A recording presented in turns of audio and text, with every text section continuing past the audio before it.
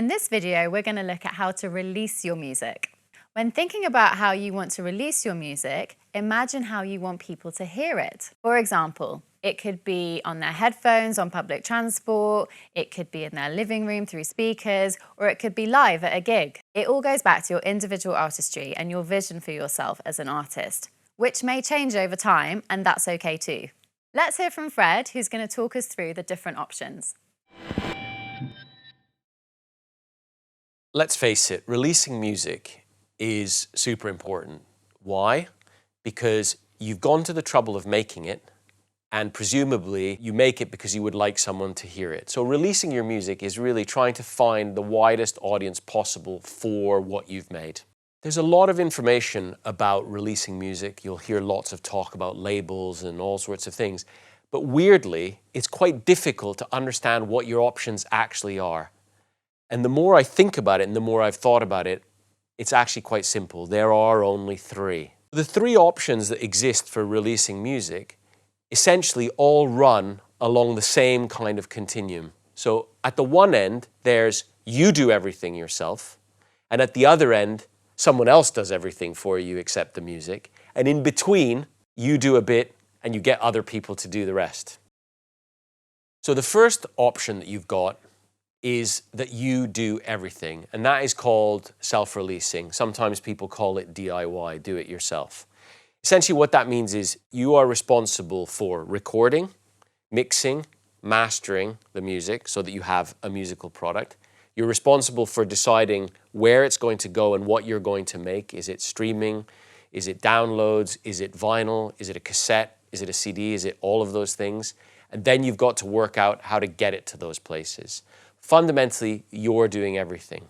If you're interested in self-releasing, I would encourage you to look at a platform called Bandcamp, because that's probably the easiest place to do that in a way that is cost-effective and straightforward for someone at the beginning of their career. The second option is to look at a label. And the label is essentially someone that is going to take the music that you've made or you are about to make and invest in it all, which can include the recording, mixing, and mastering, as well as the marketing and promotion of the music once it's finished, as well as its distribution and its plugging into streaming services and whatnot. So what you have here is someone that is prepared to put in all the money and a lot of effort and time to help get your music to the widest possible audience. There is a third way when you're thinking about releasing music, and this is something which has developed more recently with the advent of digital music and streaming and the various options that are available to artists now that didn't exist 10 or 15 years ago, which is a services deal or label or an artist services deal. And that is a bit of a hybrid of do-it-yourself and label. What that means is you may, for example, record, mix and master the recordings, bring them to someone, and you may then get from the label services a series of things that you need, for example, marketing and promotion to help you with that music or distribution. The best way to think about the difference between a label and a label or artist services option is the label, you go to a restaurant and you order off the set menu, whereas if you label services, you order a la carte. You pick the bits that you want and you just take and pay for those. So the decision of which option to go for with recorded music, unfortunately, there isn't a single recipe, there isn't a single way of doing it. You may, for example, start by self-releasing, then sign to do a label services deal and then graduate to a label deal from there. You may come straight in at a label deal, or you may just do DIY for your whole life.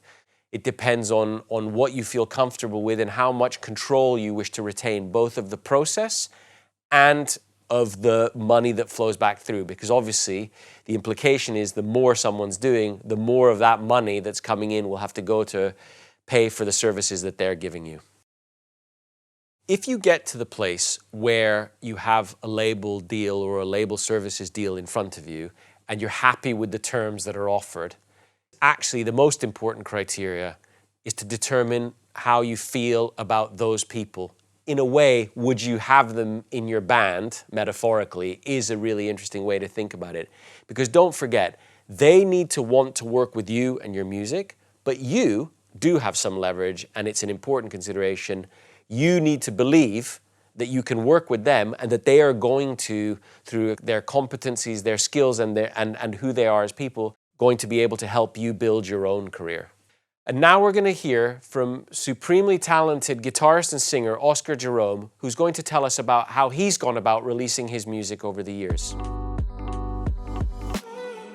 I'm Oscar Jerome. I'm a singer, guitarist, a producer, a songwriter, and this is how I've gone about releasing some of my music.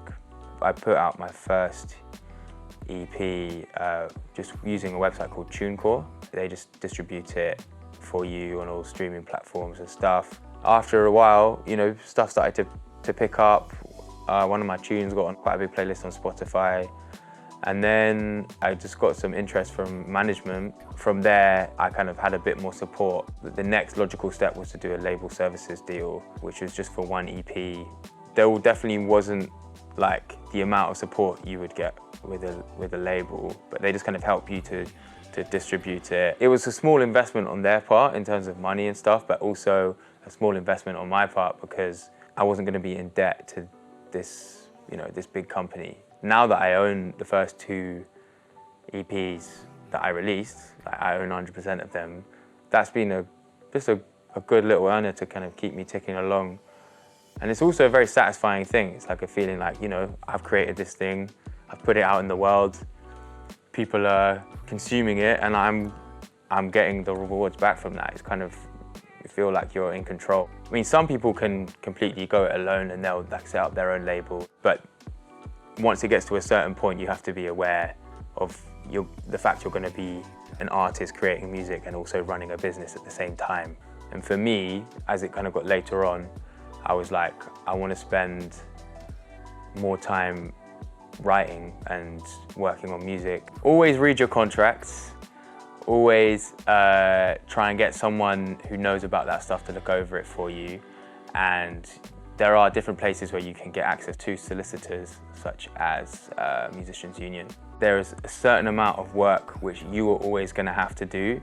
As much as you might want people to understand how to present you to the public, you are really the only person that's ever going to have the true idea of what the essence is within your artistry. If you had one shot to get people to fall in love with you and your EP or your album, what track would it be? You need a piece of music that best represents your EP or your album. This is what you'll put forward first to help the industry understand your wider project. It's what will get pitched to streaming platforms like Apple and Spotify for their playlists. If you haven't watched our other videos, please check them out on our YouTube channel, Abram Wilson Charity, and please subscribe to our YouTube channel on the link below. You can also sign up to our newsletter at abramwilson.com. And remember, you can also click on the link below to access the worksheet for this video. In our next video, we'll be exploring how to build a music team around you, the artist.